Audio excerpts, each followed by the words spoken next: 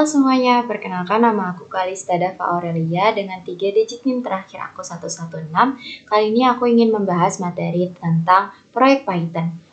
Daripada penasaran, yuk kita mulai. Di video kali ini kita akan membahas pertemuan 10 yaitu proyek Python, materi dan tugas yang mencakup rencana proyek, implementasi bertahap step 1 sampai step 6, serta usulan peningkatan fitur. Nah, kalau misalkan kalian sedang mengambil mata kuliah algoritma dan pemrograman atau project Python, video ini bisa jadi bahan kalian untuk belajar. Oke, dalam pertemuan ini kita fokus pada 3 hal utama. Yang pertama, overview proyek lanjutan. Di sini mahasiswa diminta menjelaskan gambaran besar proyek, fitur utama, dan bagaimana alur kerjanya. Yang kedua, implementasi bertahap step 1 sampai 0. Ini bagian terpenting karena setiap langkah coding harus didemokan dan dijelaskan satu persatu. Yang ketiga, peningkatan proyek. Ini adalah tahap terakhir berupa ide pengembangan atau fitur tambahan yang bisa membuat program lebih baik. Jadi secara garis besarnya ada rencana, implementasi, dan peningkatan. Nah, nanti ada rencana proyek via flowchart. Nah, jadi pada tahap awal mahasiswa harus membuat rencana proyek dalam bentuk flowchart. Flowchart ini menggambarkan minimal 2 fitur utama dari program. Contohnya, fitur login dan validasi data. Yang kedua, fitur perhitungan, perencanaan data, atau tampilan menu. Flowchart membantu kita memahami program sebelum memulai coding. Nah, nanti ada demo implementasi step 1-6. Bagian inti dari materi ini adalah demo implementasi bertahap. Ada 6 langkah yang harus dijelaskan. Step pertama, inisialisasi program, yaitu menjelaskan variabel awal, struktur data, atau file eksternal yang akan dipakai. Step yang kedua, input dari pengguna. Menangani input-input penting, misalnya nama, pilihan menu, atau data numerik. Yang ketiga, ada step logika pemrosesan. Bagian ini mencakup algoritma utama sesuai fitur program. Step keempat, ada output awal, yaitu menampilkan hasil sementara seperti hasil perhitungan, data, ataupun status. Yang kelima, ada integrasi fitur, menggabungkan beberapa fungsi atau modul agar program berjalan utuh. Dan yang terakhir, step 6, pengujian, yaitu menunjukkan apakah setiap bagian sudah berjalan sesuai rencana kita. Nah, semua step wajib dijelaskan dan didemokan secara lengkap. Inilah yang akan menunjukkan bahwa proyek kalian benar-benar berjalan dari tahap perancangan hingga implementasi. Oke, di sini juga ada usulan peningkatan. Tahap terakhir adalah memberikan usulan peningkatan program. Jadi ini bisa berupa menambah fitur baru, memperbaiki UI atau tampilan menu, mengoptimalkan logika program, terus menambahkan validasi supaya pengguna tidak melakukan error input. Nah, usulan peningkatan menunjukkan kreativitas sekaligus pemahaman kita terhadap proyek yang dibuat. Aku bakal membahas flowchart lengkap dari proyek Python berupa program translator dan flashcard. Flowchart ini adalah rangkaian langkah logis yang menggambarkan bagaimana program bekerja mulai dari mengambil data kartu dari file eksternal, menampilkan data, menerima input, menerjemahkan kata, membuat kartu, sampai penyimpanan ulang ke file. Flowchart ini juga sudah mengikuti standar diagram seperti start, end, process, decision, dan output. Jadi nanti kalian bisa pakai untuk laporan, presentasi proyek, ataupun juga tugas praktikum.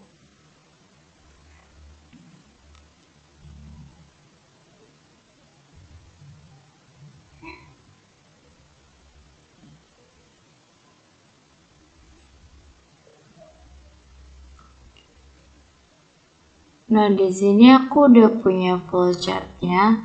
Flowchart ini menjelaskan alur utama dari fitur membuat flashcard baru pada program translator sederhana.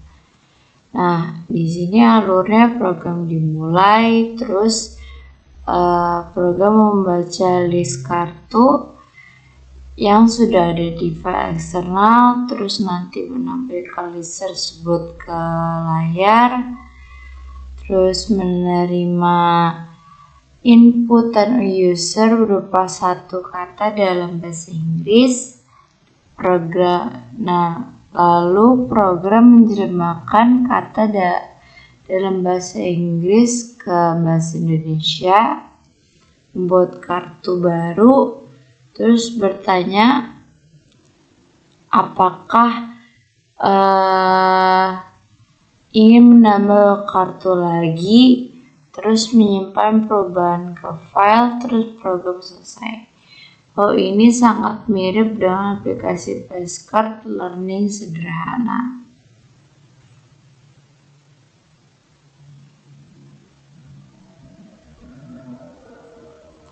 Nah, flowchart ini dimulai dari simbol oval bertuliskan start.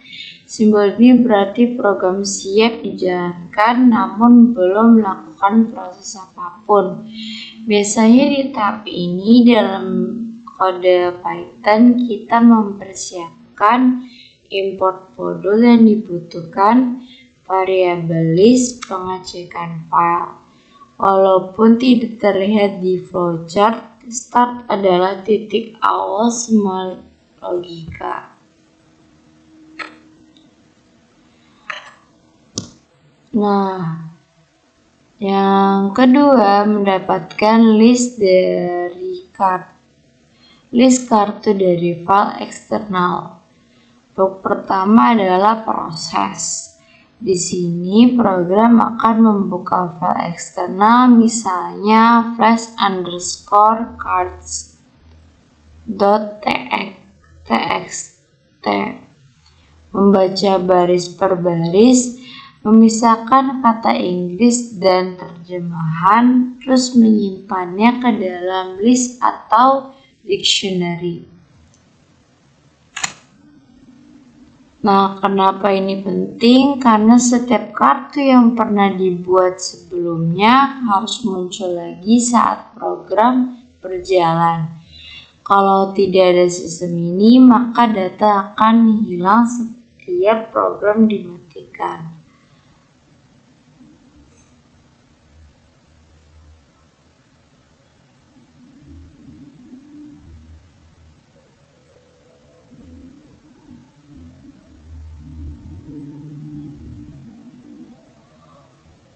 Selanjutnya ada menampilkan list kartu dari file eksternal. Setelah list berhasil dibaca, program perlu menampilkan isi list itu ke user.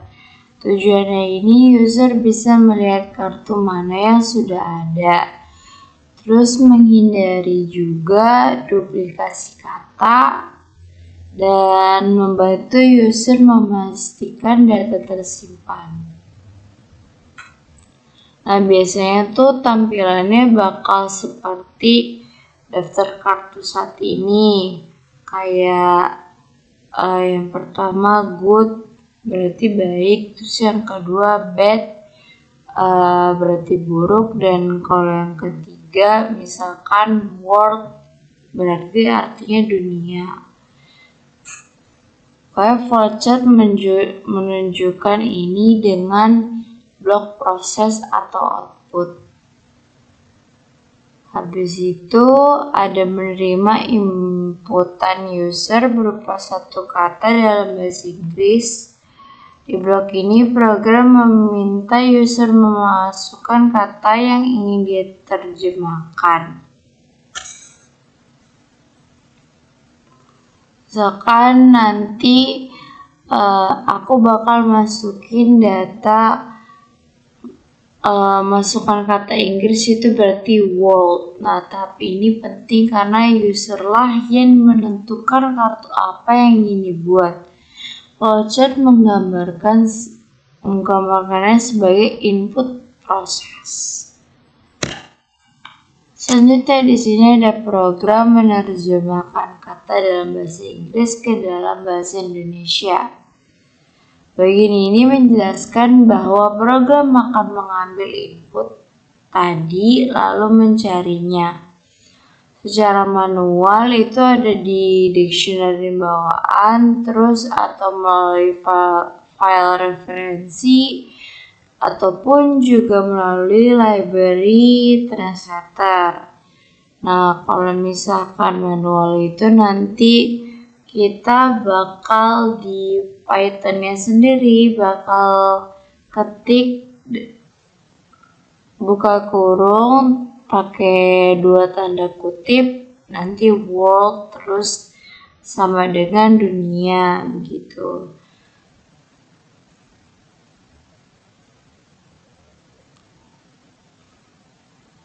Nah, blok ini adalah proses karena terjadi tahap komputasi.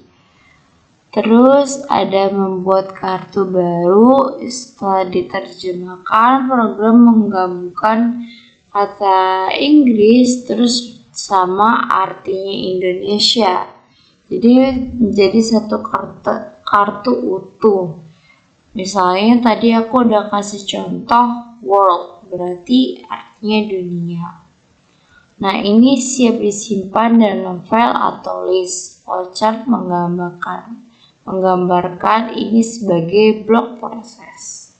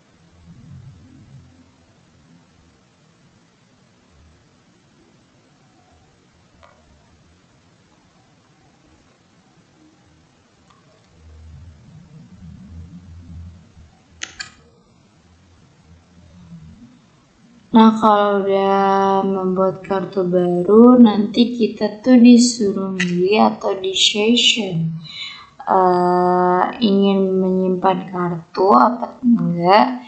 Ini adalah elemen penting dalam flowchart. Simbol diamond menunjukkan percabangan. Kalau iya, maka program melanjutkan untuk menyimpan kartu ke file eksternal. Nah, kalau misalkan tidak, kartu tidak akan disimpan. Kenapa perlu konfirmasi? Karena agar user bisa membatalkan jika salah input. Nah, terus efeknya apa sih? Data itu nggak bakal ditambahin ke filenya. Decision ini memastikan program fleksibel dan tidak memaksa. Jadi nanti ada 2 pilihan, yaitu ya atau tidak.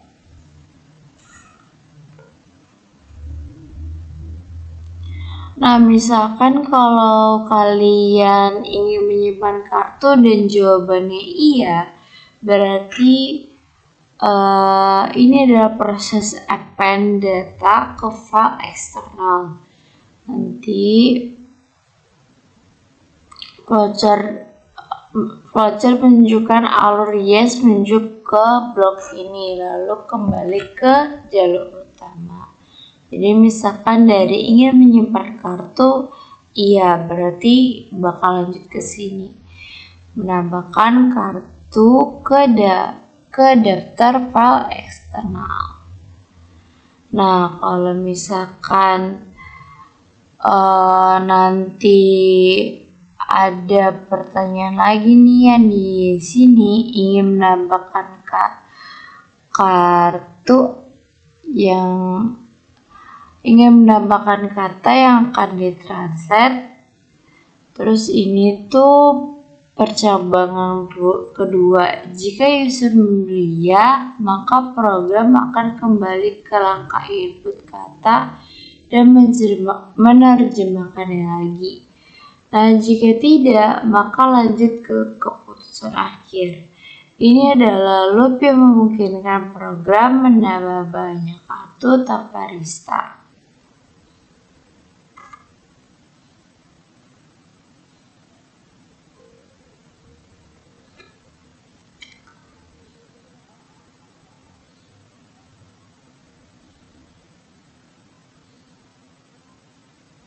Nah, nanti juga ada di session lagi, yaitu ingin menyimpan kartu ke file eksternal.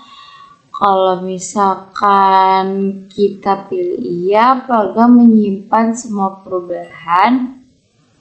Ini. Terus kalau enggak, maka perubahan dibatalkan. Atau kalau tidak, maka perubahan dibatalkan. Flowchart ini menunjukkan bahwa program memberikan kontrol penuh pada pengguna. Jadi sesuai dengan keinginan kita tuh pengen kartunya disimpan atau tidak. Tuh.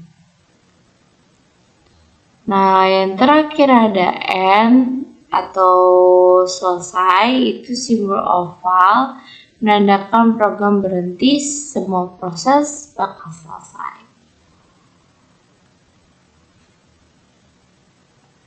Jadi nanti ada kesimpulan dari flowchart ini ada mulai dari membaca data, tampil data lama, input kata, translate, buat kartu baru, pilih simpan atau tidak, loop jika ingin tambah lagi, simpan final, berhenti.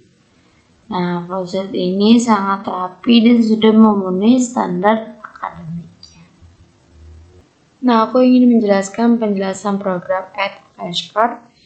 Program ini dibuat untuk menambah kartu kosakata atau flashcard yang berisi pasangan kata bahasa Inggris dan terjemahannya dalam bahasa Indonesia. Program juga mampu menyimpan kartu ke dalam file eksternal agar dapat tetap tersimpan meskipun programnya ditutup.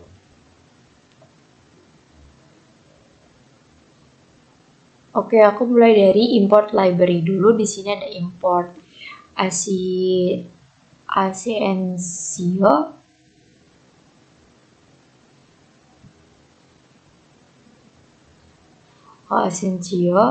Terus ada from Google Trans, import translator, import OS sama AST. Nah, penjelasannya sendiri Ascencio itu untuk menjelaskan fungsi utama secara asynchronous. Terus yang Google Trans Library untuk menerjemahkan kata secara otomatis. Terus untuk yang iOS itu mengecek apakah file sudah ada atau belum. Terus yang AST itu mengubah string dari file menjadi dictionary kembali. Nah, yang kedua ada inisialisasi variabel. Itu kan di sini ada translator sama dengan translator, buka kurung, terus ada cards, terus ada sama dengan lagi, terus file underscore nama sama dengan flash underscore cards txt.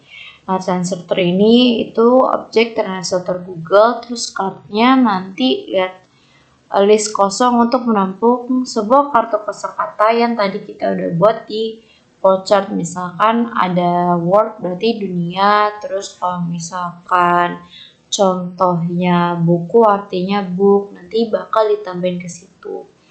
Terus file underscore nama ini nama file tempat menyimpan data flashcardnya.